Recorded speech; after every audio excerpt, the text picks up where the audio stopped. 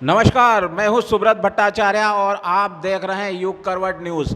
आज बात करेंगे, प्रधानमंत्री ने कल रात को संबोधन किया था उस पर, साथ ही श्रमिकों का आना लगातार जारी है। हमारे साथ स्टूडियो में हमेशा की तरह मौजूद है हमारे प्रधान संपादक सलामत मियाँ जी। स्वागत है आपका। नमस्कार भट्टाचार्य जी, बहुत बहुत धन्यवाद आपका। कल प्रधानमंत्री नरेंद्र मोदी ने राष्ट्र को संबोधित किया। इस संबोधन में दो महत्वपूर्ण बातें उन्होंने कही। एक तो 20 लाख करोड़ का एक पैकेज की घोषणा करी और उसके बाद आत्मनिर्भर भारत की बात करी। आइए जानते हैं दोनों का क्या मतलब है, तात्पर्य है हमारे लिए। देखिए, ऐसा है कि कल माननीय प्रधानमंत्री जी ने 5वीं बार जो है राष्ट्र को संबोधित किया था, लेकिन जो कल का संबोधन था वो बिल्कुल अलग ही था।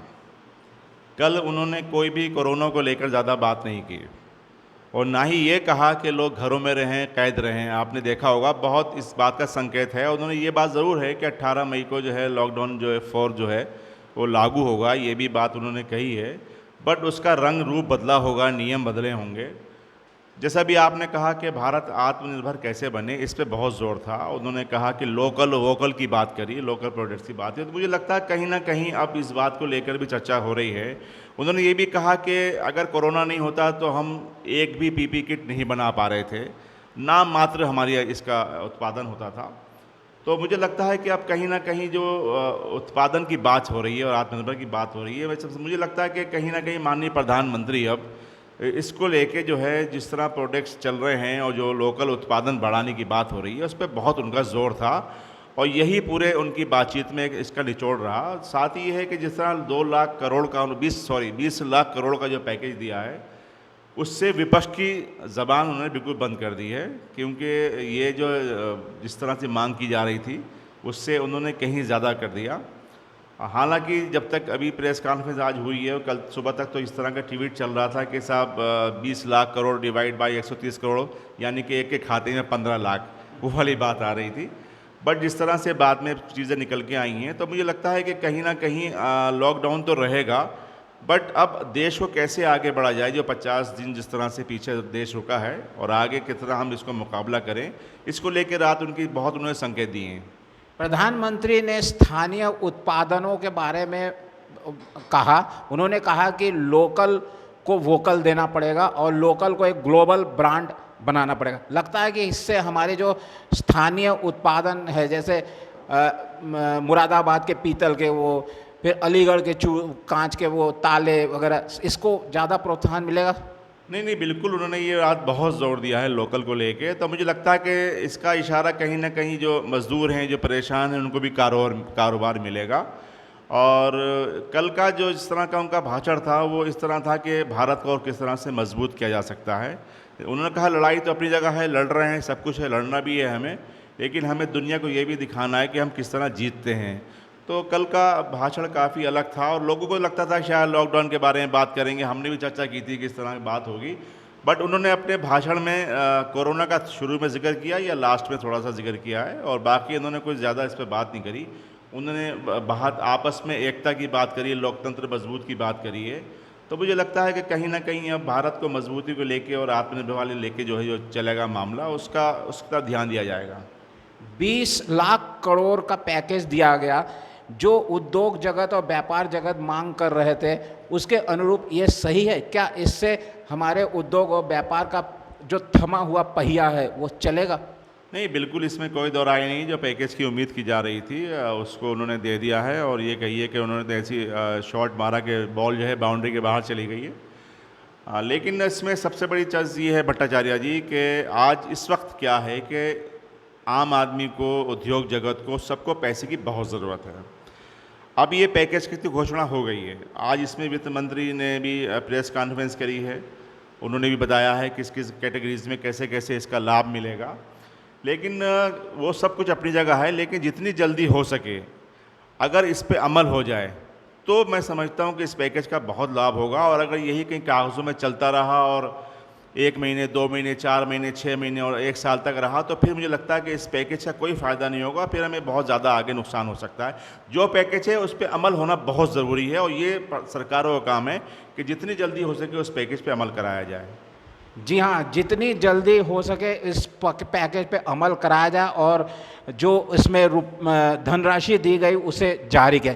एक बात और सर, इस लॉकडाउन के दौरान सबसे अधिक प्रभावित मीडिया क्षेत्र भी रहा, खास तौर पे प्रिंट मीडिया, क्योंकि बहुत सारे मीडिया के अखबार छपने में बहुत वो दिक्कतें आ रही। क्या कहेंगे, क्या मीडिया जगत को भी पैकेज की दरकार है? नहीं, बिल्कुल देखिए, बिल्कुल दरकार है। देखिए, इस समय बड़े-बड़े संस्थान जो हैं उनकी हालत बहुत ख़राब हो गई है और जो स्थानीय पेपर हैं उनका तो हाल ही बहुत बुरा है, क्योंकि सर्कुलेशन बिल्कुल कम हो गया है।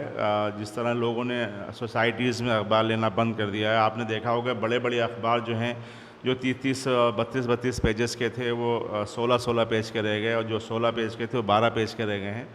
तो ज़ाहिर है सबसे ज़्यादा जो इस समय अखबार पे बहुत असर पड़ा है, ख़ासकर प्रिंट मीडिया पे बहुत असर पड़ा है। इलेक्ट्रॉनिक का तो देखिए चल रहा है सब कुछ, वहाँ ऐड भी आ रहे हैं, बट प्रिंट मीडिया का जो हाल है वो बहुत बुरा है और हॉकर्स भी बड़े परेशान हैं हमारे, क्योंकि हमारी जो रीढ़ की हड्डी है हॉकर्स हैं।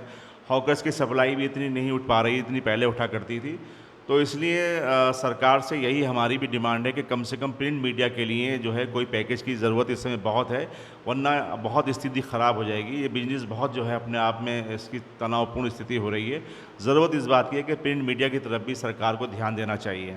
प्रधानमंत्री ने लोकल की बात कही है, तो इस संदर्भ में लोकल का भी बड़ा महत्वपूर्ण है। लोकल जो अखबार है, जिले स्तर पर जो अखबार है, उनकी बहुत मदद की ज़रूरत है। सरकार को इस ओर ध्यान देना चाहिए। क्या कहेंगे? हाँ, नहीं देखिए, इस समय अधिकतर क्या हो गया है कि जितने बड़े अखबार हैं वो भी लोकल ही हो गए हैं। उनका भी जो है उन्होंने अपना जो है बनाना शुरू कर दिया, पेपर लोकली बना दिया है। तो इस समय जो है लोकल और स्थानीय की बात नहीं है, बात यह है कि प्रिंट मीडिया के लिए कोई विशेष पैकेज की बहुत आवश्यकता है। देखिए, जो जितना बड़ा अखबार है उसको उतना बड़ा नुकसान है, जितना लोकल है उसको अपने हिसाब से नुकसान है। तो इसलिए सरकार को इस पे बहुत ध्यान देने की ज़रूरत है। अगर सरकार इस पे ध्यान दे देगी तो मैं समझता हूँ कि हम लोगों के भी आंसू काफ़ी पूछ सकते हैं।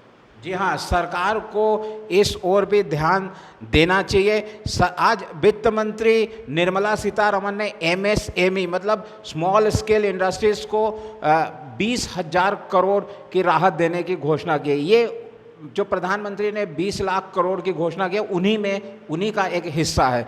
हम ये मांग करते हैं कि प्रिंट मीडिया को भी MSME का दर्जा दिया जाए और जिस तरह से दूसरे उद्योगों को भी सरकारी ओर से मदद की जा रही है, प्रिंट मीडिया को भी मदद की जाए। एक सर, आज श्रमिकों का आना अभी बंद नहीं हुआ। आज भी हजारों की संख्या में श्रमिक गाज़ियाबाद से होते हुए अपने अपने घरों में जा रहे हैं। क्या संकेत है? देखिए, उनका तो देखिए इसमें सरकार पे कोई नुक्ताचीनी नहीं है, लेकिन कल लग रहा था कहीं ना कहीं माननीय प्रधानमंत्री जो हैं प्रवासी मजदूरों के बारे में कुछ बोलेंगे और जाहिर है कि प्रधानमंत्री अगर कुछ अपील करते तो उसका बहुत असर होता। प्रधानमंत्री की अपील का बहुत असर होता है, लोग बहुत उनकी बात को गंभीरता से लेते हैं और अगर वो प्रवासी भारतीयों के लिए कोई अपील करते तो जाहिर है कि जिस तरह पलायन हो रहा है, लोग जा रहे हैं, वो शायद जहाँ थे वहीं रुक जाते। जब वो देश से अपील करते हैं तो देश पूरा घर में कैद हो जाता है। तो मैं समझता हूँ ये प्रवासी भारत मजदूर भी इस तरह करते, लेकिन कल इस तरह की कोई अपील नहीं आई। तो आप देखिए, लगातार दिल्ली से जो है आज हज़ारों की संख्या में गाज़ियाबाद लोग आए हैं। पुलिस परेशान है, उनको इधर से उधर बिठा रही है, कहीं लेके जा रही है। बिहार निकलने के लिए लोग परेशान हैं। तो देखिए, ये बहुत विकट समस्या है और मज़दूरों का पलायन तमाम व्यवस्थाओं के बाद भी नहीं रुक रहा है। इसलिए सरकार को कहीं ना कहीं कोई इनसे एक अपील माननीय प्रधानमंत्री करें कि तो शायद कुछ उसका असर हो सकता है। कल हमें लग रहा था कि माननीय प्रधानमंत्री को प्रवासी मजदूरों के बारे में कहेंगे, बट वो कह नहीं पाए। आज सरकार का कहना है कि इस लॉकडाउन के दौरान 80 करोड़ लोगों को खाना दिया गया सरकार की ओर से। अब ये कितना दिया गया ये तो जांच की बात है, लेकिन सर कल जो प्रधानमंत्री की घोषणा के बाद 18 तारीख के बाद क्या तस्वीर होगी? कुछ आपके आइडिया है, कुछ दिमाग में कुछ है?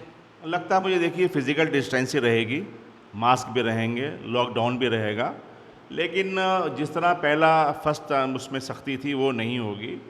सेकंड वाले में जो सख्ती थी उसके बाद थर्ड में तो बिल्कुल ही ज़्यादा वो नहीं दी। तो मुझे लगे फोर्थ वाले में बहुत कुछ राहत मिलेगी और हो सकता है कि अब देखिए लोकल स्तर पर जो स्थानीय दुकानें हैं वो खुल गई हैं, मार्केट में दुकानें खुल गई हैं। गाज़ियाबाद में भी हमारी दुकानें खुल गई हैं जो मार्केट में हैं, जो कॉलोनियों में उसमें है, मोहल्लों में हैं, वो दुकानें खुल गई हैं। तो मुझे लगता है कि कहीं ना कहीं क्योंकि माननीय प्रधानमंत्री जी ने कोई लॉकडाउन को लेके, फोर्थ को लेके कोई भी लोग ये नहीं कहा कि आप घर में रहिए या आप क्या करिए क्या नहीं करिए।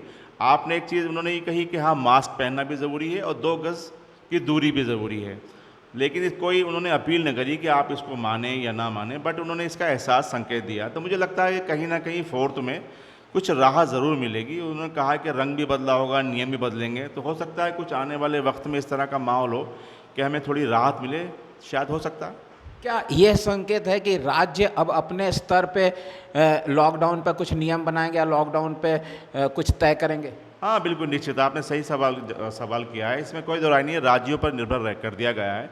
और देखिए, कल माननीय प्रधानमंत्री की घोषणा से पहले, संबोधन से पहले ही कल ममता बनर्जी ने कई ऐलान कर दिए। उन्होंने कहा कि वो टैक्सी भी चलेंगी, सब कुछ चलेगा। तो मुझे लगता है कहीं ना कहीं अब जैसे अभी किसी में देख रहा था कि राज्य सरकार ने जो है कि कह दिया कि 18 तारीख से जिम भी खुलेंगे।